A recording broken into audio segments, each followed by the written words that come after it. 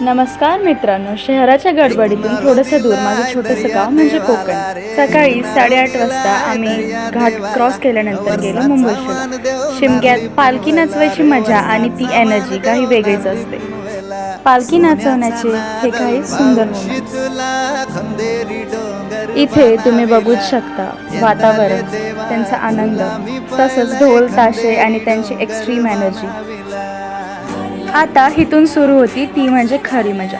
कोकणात जळता नारळ काढणं ह्यात तर खरी मजा असते. ट्रेडिशन म्हणा किंवा मजा. इथून पुढे आम्ही निघालो पिंपळकोणला.